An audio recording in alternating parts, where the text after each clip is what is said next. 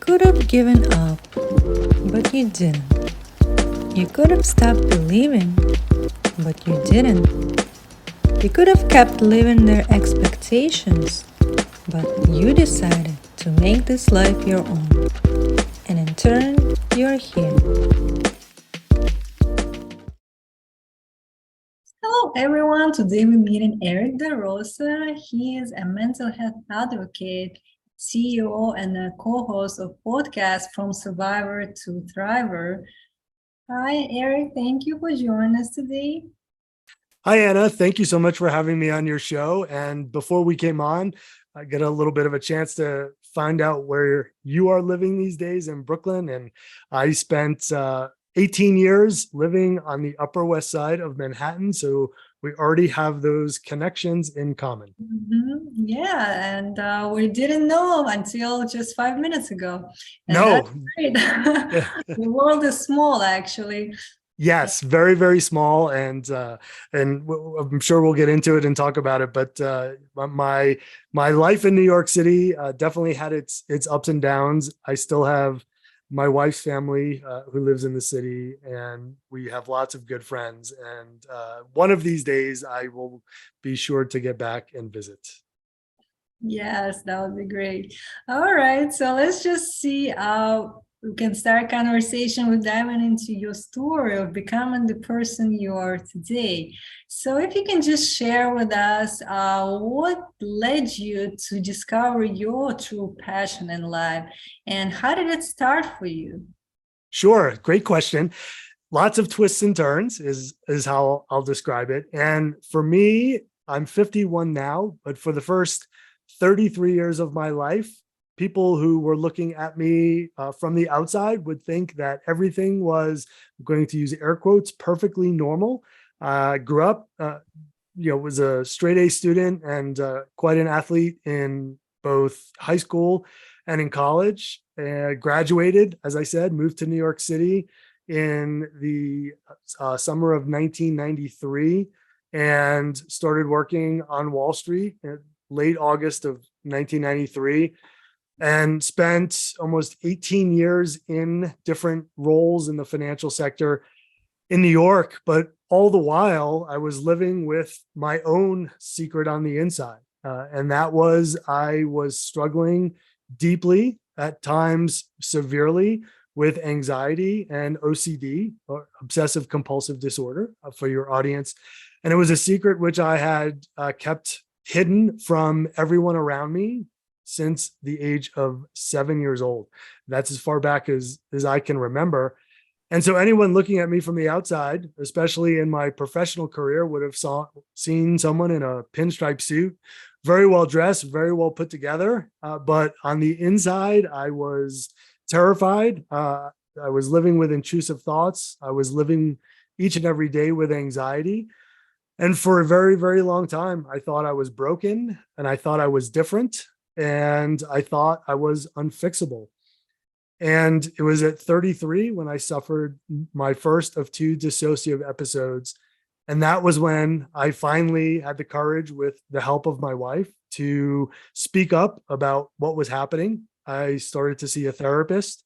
And from that point on, I really began to recognize that what I was experiencing on the inside was not unique to me, that there were lots and lots of people just like me out there who were experiencing the very same thing, but probably didn't know, like I didn't, how to speak about it. And so fast forward, here we are in November of 2020, during the height of the COVID pandemic. I had moved to Colorado with my wife and our cats. I was teaching skiing full time in the winter. And so I was able to be outside in nature and enjoy each and every moment, whether it was skiing in the winter or mountain biking in the summertime. We had just returned home from vacation and we landed back in Colorado, and everything sort of hit me all at once. I think I had been repressing a lot of feelings of what had happened during COVID and the isolation, not seeing friends, not experiencing skiing like I had before. And I found myself awake at night. I was journaling, writing, and putting together, at the time, a blog post to really start to share my story more broadly and publicly with people. And was visiting a very close friend of mine who lives across the street, who is now the co-host of our podcast. And I started to talk to him about what I was writing and what was happening. And it was at that point where I said, I think we need to start a podcast. And I remember the look on Mark's face, and he said, "But you don't even listen to podcasts." And I said, "You're right. I know you've done one," and he had with our therapist. He did one during COVID. And I said, "But it's the medium that everybody's using right now to be able to get all of the information and find out the news and what's happening." And it was at that point that I realized what I really wanted to do was I wanted to help people. I wanted, first and foremost, to shatter the stigma around having these mental health conversations. But from a larger standpoint, and here we are, 2 years later from the founding of the podcast and the creation of From Survivor to Thriver, the business, that I really wanted other people to not have to go through what I went through. I wanted people to realize that they're not alone, that there's help, and that there's hope. And through our podcast of shattering stigmas and empowering voices and building a community, we're showing other people that there is a platform for them to be able to share their own story with the world, and for other people to hear their story, and for other people to recognize they're not the only ones out there going through it. And so for me, I went from, as I look at it now, I went from working in a world where what really and truly was all about me, to working in a world where it really is all about helping others, while at the same time, it's really helped me on my own healing journey to be able to not only share my story on shows such as yours, Anna, but also to be able to, gain strength and hope from hearing other people's stories along the way as we build our From Survivor to Thriver community, one person at a time. Yeah, that's great. And like you said, there are a lot of people struggling nowadays, going through the same kind of issues with mental health, either that depression, anxiety, or just being very stressed and always feeling like they don't have that energy, and they're not happy, they're not fulfilled, they sad, or always like some kind of negative emotions that's running their life, and they don't get the full joy out of life. They don't feel like they're alive, really. Sometimes they even think about taking their own life, which is in extreme cases. And again, with them shutting down and thinking that the only ones that going through that, and there's nobody that who could help them, it's kind of like it prevents them from seeking that help. And what do you think are the tools that you can share with people who are in the same situation that you've been a few years ago, and they looking for that help? Where could they start? Like, is there some kind of like website or some community they can join that could help them to even like start speaking up of what bothering them? Sure, that's a really great question, and I love how you talk about, there being so many people out there. And I loved your episode with my good friend Kevin Palmieri, and he was talking on your show as he did on ours, and he and I have had other conversations where he went through a similar thing, and we talked about sitting on the edge of his bed one day and contemplating taking his own life. And here he is today, a very successful podcaster who's also a podcast mentor and coach to me and to many other people out there. And when I think about it, it really all begins with finding within yourself the strength and the vulnerability. And I love the word vulnerability, to be able to speak up and to share what you're feeling for the very first time with someone. And so often people think, and this, it's kind of a misguided thought that's out there, that people need to always speak for the first time to a therapist. And to me, that couldn't be any further from the truth.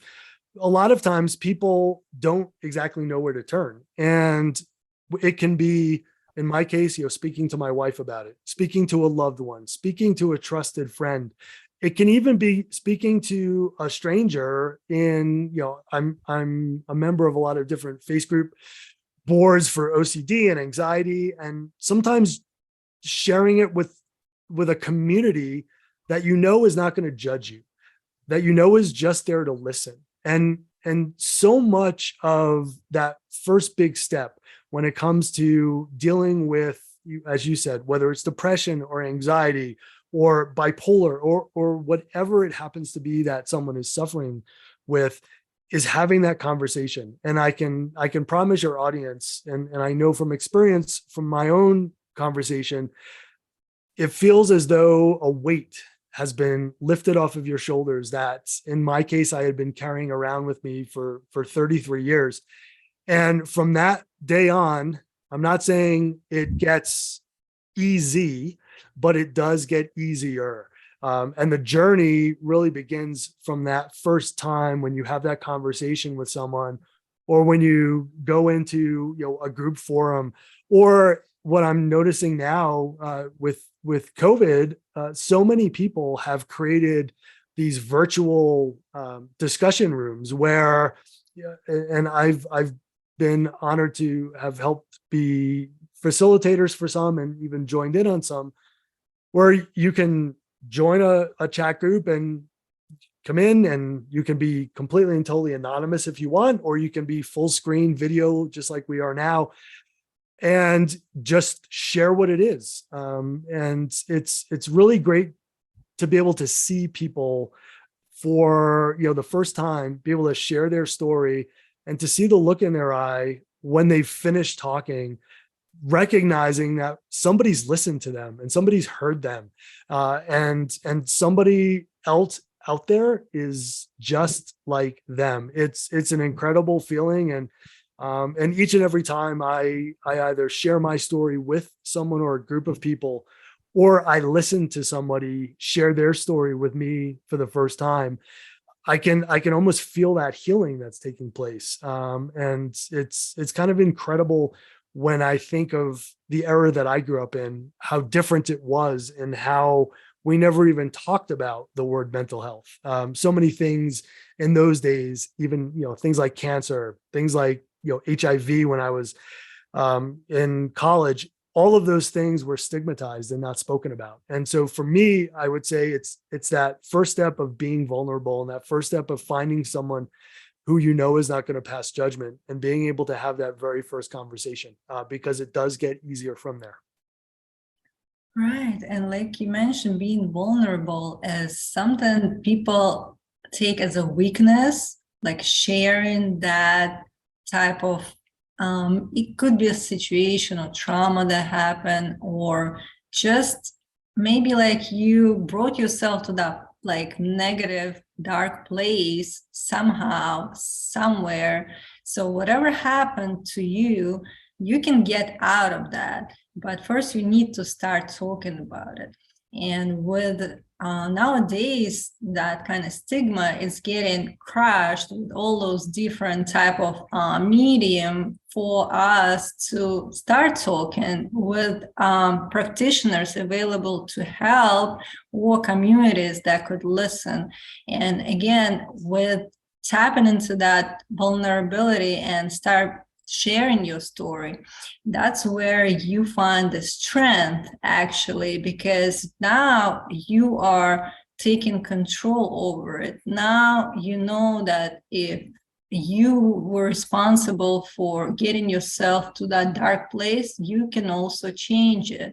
You can also get out of that place. It's all up to you. Once you realize that power, that's when it no longer controls you, and that's where like you feel that weight being lifted off your chest, and that's where like you see that light in a tunnel, right? But again, it should start with small steps, and it's very courageous for somebody to start talking, and it takes long time, and and if you have people who can support you along the way, like you say, your wife, like we all have friends, family members, You can start talking to one of them, and it's still like it will encourage you to move forward. And I feel like with all those different tools, we can find a way. But again, it's all starts within us. And with podcast that you and I have, we can share the stories of other people, and again, like you can listen and see how that person did it, so you can do it too. And that comes back to if you have that desire to help yourself, so your mental health should be your priority.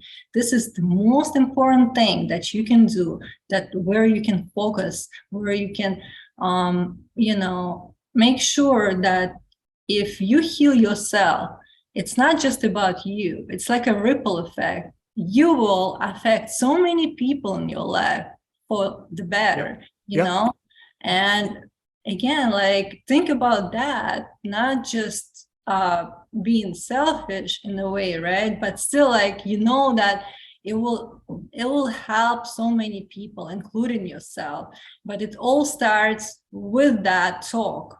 You still have to go through it, and it will be hard in the beginning, but again, like it's the start, and it will help you to get to that place where it's just peace.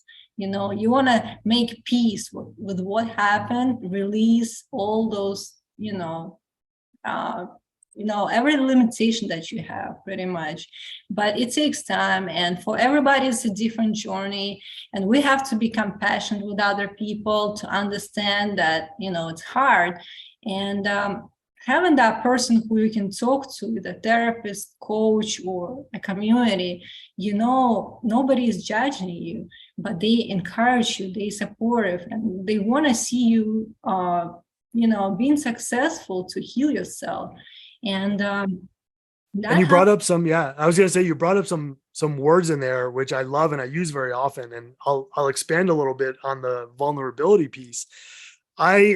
For so long, I always saw vulnerability, and I was taught vulnerability is a weakness. We always hear, men don't share their feelings. Don't cry. Keep it to yourself. It'll be okay. What happens in this house stays in this house, right? All of those things I heard, and I'm sure many others have heard growing up. But in reality, as I've walked through my own journey, I've recognized that vulnerability is actually a superpower. And I talk about how, for me, vulnerability is a superpower. And it works in a way that each time I share my story, or each time I speak with someone or listen to someone recount their experience, I feel a little bit better, and they feel a little bit better. And the better you feel, the stronger you get. And after a while, as you were saying, when it comes to communication, it's that ripple effect. And I love the beach as much as I love the snowy mountains here. And often when I'm at the beach, I'll look out and I think of what's happening in the mental health space, very much like watching the swells come in from far out as they begin to make their way to shore. And the more and more we have these conversations, and the more people talk about it, and the less judgment people pass, it'll allow other people to become vulnerable, and it'll allow other people to start to feel like they have a superpower.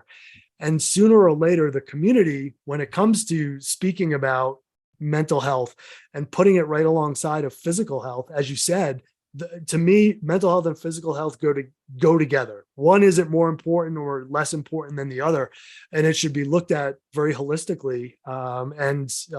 I've spoken to lots of people, both on and off our show, who talk about the importance of somatic healing, cognitive healing, and it's that total body, so that our mind and our body are one. But to me, it all begins with vulnerability. And I'll tell you just a very quick anecdote. My therapist here in Colorado, one of the amazing things that she does is she has a program called Bring a Friend.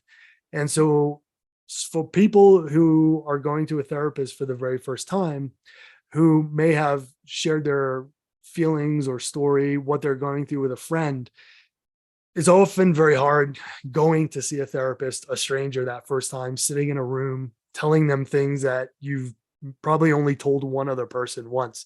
And so she has this program where you bring a friend with you for the very first time, and the two of you are there. And as you begin talking and getting to meet with her, as you feel more and more comfortable during that first session, then the friend kind of leaves the room, and then you can have that intimate, deep one-on-one conversation.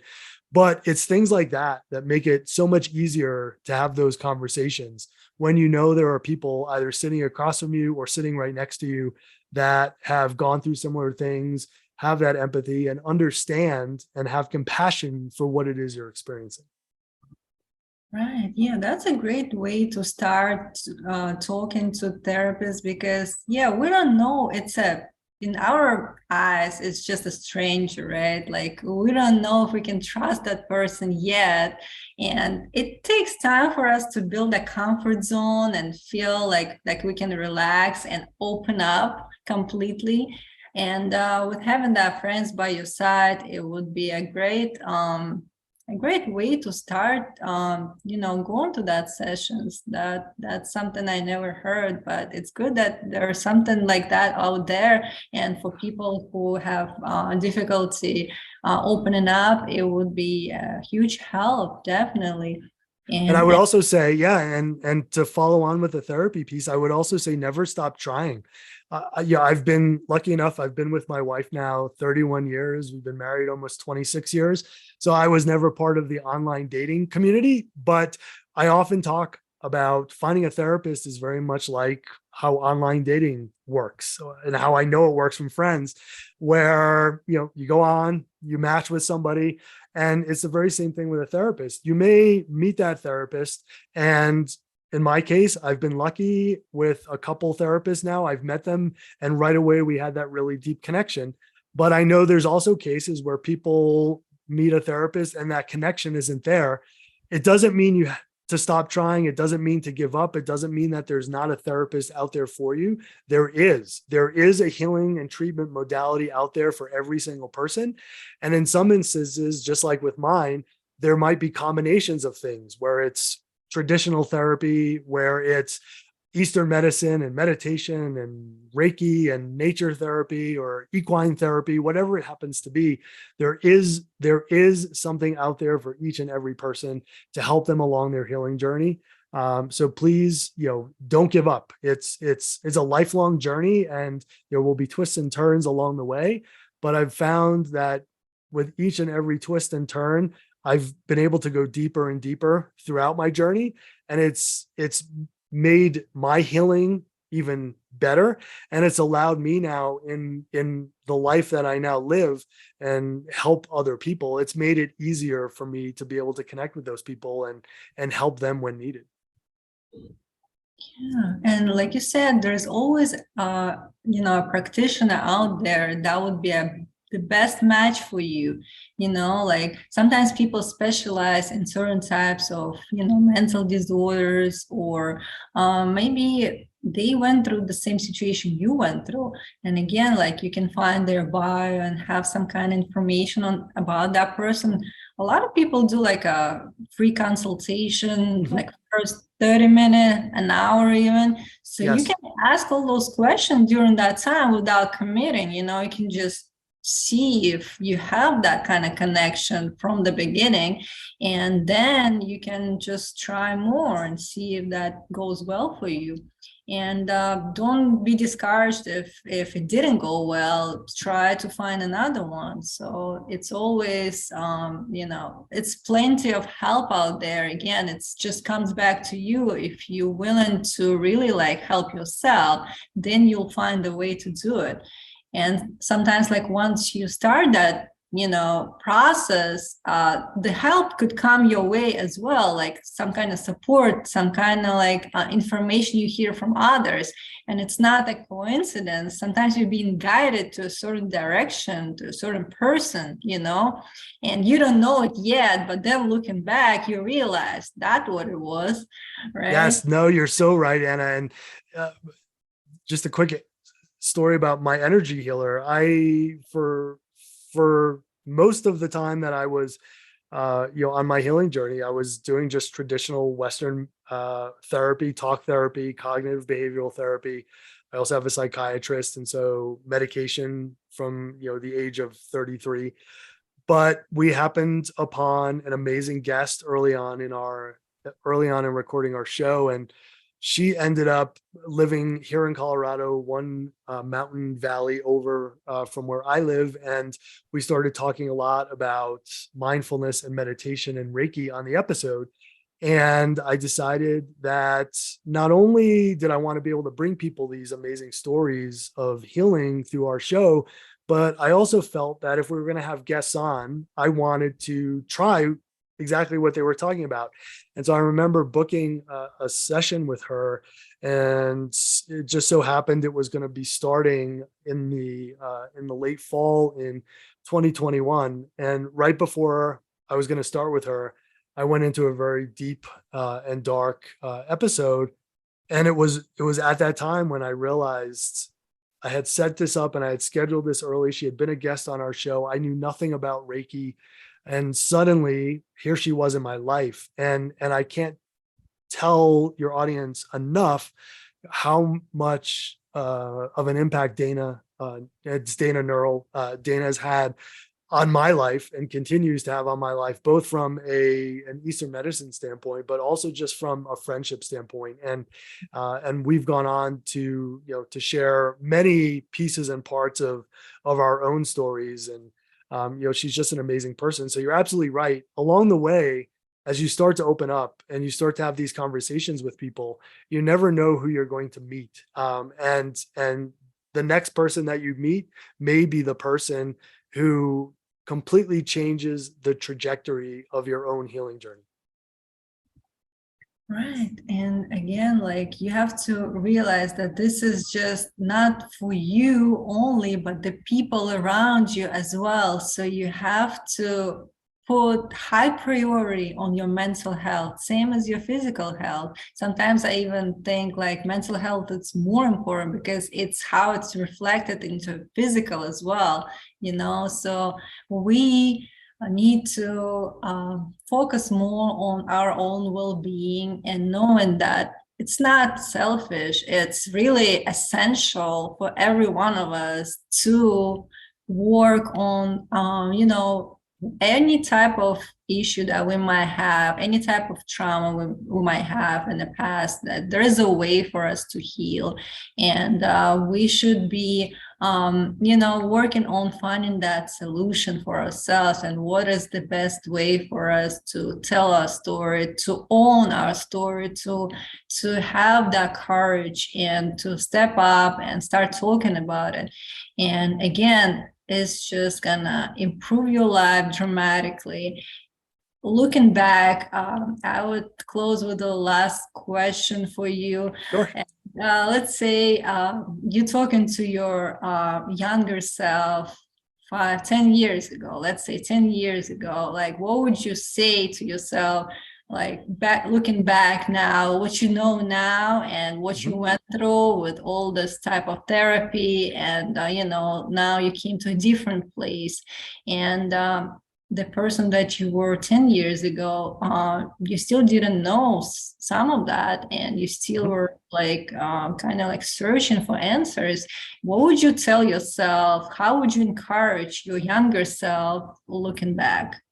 So I think the first thing I would say to 41-year-old me, who moved to Colorado and put New York City in the rearview mirror and thought by moving here, that being outside, that again, I was cured. And I'm using quotes, right? Because there's been various points along my journey where I thought, great, it's gone. I'm cured. The thoughts are gone. The anxiety is gone.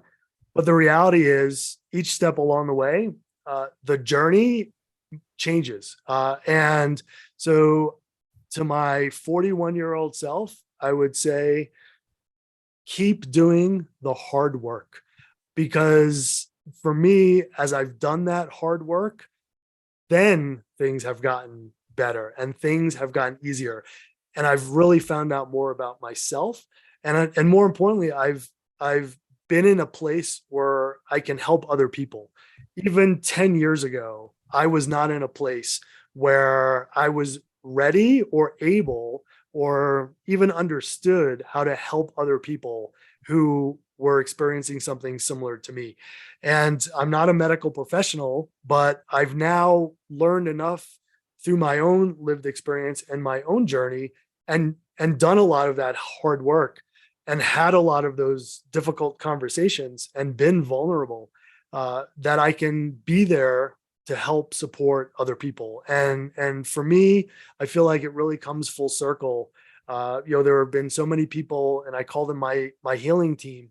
There have been so many people on my healing team along the way who have been there for me and have helped me. And now I feel like my greater purpose is to be there to be able to help other people who are struggling, who may feel like they're alone, that they're the only ones experiencing this. And my message is, I want to help them recognize that they're not the only ones. Yes, that's great. And I feel like a lot of people would connect with you, and they know that, this is something we all kind of experience, and it's just different level of that struggle, different ways of dealing with things, but all of us struggling with something on a daily basis. And we have to find that compassion towards each other. We have to create that space for all of us to kind of like be safe, like to talk. And eventually I hope like it will grow into something that, every one of us will feel that comfort zone to just start talking about what's bothering us. But as we go to that place, all of us, we just need to find people who can help us to reach that point, and those practitioners out there that we can connect with, who can understand us and create this space for us. And and eventually we can help others to do the same, with again sharing our story and telling what we've been through, and showing that there is a way out of this. And a lot of people would benefit from listening to you, just being honest, just being vulnerable, just speaking up your truth. And when you are in that place where you share your true story, it's kind of like natural for people to connect and to see themselves being in your shoes as well, and knowing that they can make it, and knowing that there is a light in the end of the tunnel. And that's what I love so much, Anna, about shows such as yours, is having guests on who are just their authentic selves, and people being able to listen to whatever the journey was that the person took to get from, we call it from survivor to thriver, but from where they were to where they are now. There's at least one person out there who will hear that story and will say, that sounds just like me. And if it helps them take some action, whether it's on a mental health journey, whether it's a career change, they've been stuck in a job for a very long time and they just don't know how to get out of it, or they've been in an abusive relationship, or struggling with addiction and looking for ways to move into recovery. Someone will hear one of those stories and say, that sounds like me, and I'm going to try to do exactly what I just heard that person say. So yeah, and I believe we're all gonna find ourselves in a better more peaceful type of place. And I hope every one of us will find that tools to get where we want to go. And again, maybe you would connect more with a certain type of person who struggle with the same type of issue that you had. And that's why I want people to listen to other people's stories and to know that they're not alone, and there are communities out there, tools, practitioners. It's just, again, comes back to our own desire to help ourselves and to prioritize our mental health. And I'm so glad we had that conversation today. Thank you so much for joining us. Oh, thank you so much for having me, Anna, and for your audience. Our podcast is called From Survivor to Thriver, and you can listen to new episodes every Tuesday morning wherever you listen to your podcasts. Yes, great. All right. Thank you so much. And I hope you enjoy your day. Thank you. You as well. Bye. I hope you enjoyed this episode. And if you did, hit the subscribe button and share it with others. Stay tuned.